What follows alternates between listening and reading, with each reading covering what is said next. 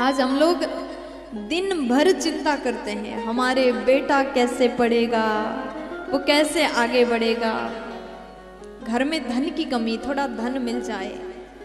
दुनिया के चिंता में हम लोग फंसे हुए हैं। लेकिन आप भगवत कृपा पाना चाहते हैं और अपने शरीर को, अपने स्वास्थ्य को ठीक रखना चाहते हैं, स्वस्थ रहना चाहते हैं, तो चिंता को छोड़िए, चिंतन करिए। चिंता करने से केवल बीमारी आपके शरीर को मिलेगा, लेकिन चिंतन करने से बीमारी नहीं, बांके बिहारी आपको मिलेंगे। चिंतन करिए। अगर आप चिंता मुक्त होना चाहते हैं तो सबसे बड़ी दवा है भगवान कृष्ण के चरण का ध्यान करिए। भगवान के चरण में वो शक्ति है, आपके चिंता को वो नष्ट कर देते हैं।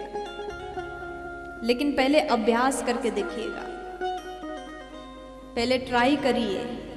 कुछ लोग कहते भगवान के चरण का ध्यान करने से कैसे मन से चिंता भागेगा। विश्वास नहीं होता ना, तो करके देखो। पहले इस्तेमाल करो, फिर विश्वास करो।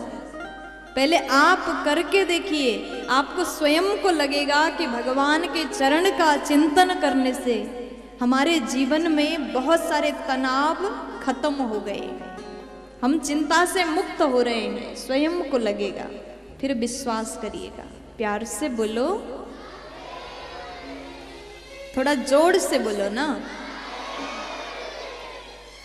अब नारद जी ने कहा, देवी चिंता मत करो, आपके पुत्र ज्ञान और वैराग्य को जगाने का जिम्मेवारी मैं लेता हूं। नारद जी ने ज्ञान वैराग्य के कान में जाकर के वेद पढ़ लिए। ज्ञान वैराग्य थोड़ी देर के लिए जाग जाते हैं और जैसे वेद पढ़ के समाप्त होता है तुरंत बेहोश हो जाते हैं। गीता पाठ कर लिए, थोड़ी देर के लिए जग जाते हैं, लेकिन अंतिम में नारद जी महाराज अति दुखी हुए। मैंने वेद पाठ कर लिए, गीता पढ़ लिया, बहुत सारे ग्रंथों का पाठ किया, लेकिन फिर भी ज्ञान वैराग्य जागृत नहीं हो पा रहे हैं। अब क्या किया जाए? अब नारद जी महाराज बाहर निकले हैं, इतने में आकाशवाणी हुआ, सत्कर्म करो। अब नारद जी को लग रहा है सत्कर्म क्या है, सत्कर्म किसे कहते हैं। नारद जी हर जगह घूम रहे हैं, बड़े बड़े साधु संतों को पूछ रहे हैं, सबको पूछा सत्कर्म किसे कहते हैं, सत्कर्म का अर्थ क्या है, लेकिन किसी ने भी नहीं बताया। अब नारद जी महाराज 4 कुमार से पूछ रहे हैं। नारद जी अभी तक उनके साथ जो हुआ वो बता रहे थे, वही 4 कुमार। एकदा ही विशालायाम, जो बद्रीनाथ से नीचे की ओर आ रहे थे, वही 4 कुमार से नारद जी मिले हैं। इनसे पूछ रहे हैं कि मुनि आप बताइए कि सत्कर्म किसे कहते हैं। तब 4 कुमार कहते हैं, नारद जी सत्कर्म का अर्थ है भागवत महापुराण की कथा कराई।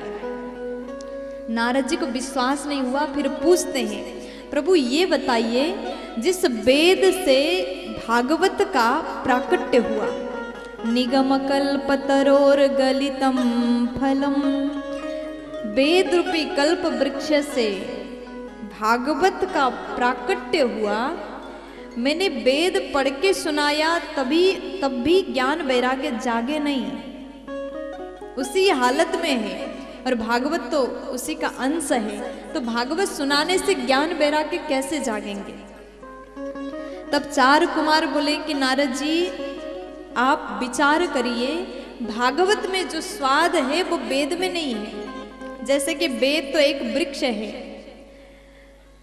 आप कभी फल खाते हैं तो आम में जो स्वाद प्राप्त होता है ना, आम में जो स्वाद होता है उस फल का स्वाद पेड़ में, वृक्ष में नहीं मिलता। आपको बहुत आम पसंद है और आम का सीजन खत्म हो गया और आप पेड़ में जाकर के उसके पत्ते को खाते हो, लकड़ी को थोड़ा सा खाते हो, तो क्या वो स्वाद आपको मिलेगा? नहीं मिलेगा। जिस प्रकार फल का स्वाद वृक्ष में नहीं मिल सकता, उसी प्रकार वेद तो एक वृक्ष है, कल्प वृक्ष है, और उसमें फला हुआ फल भागवत महापुराण है। भागवत रूपी फल में जो स्वाद प्राप्त होता है वो स्वाद वेद में मिलने वाला नहीं है।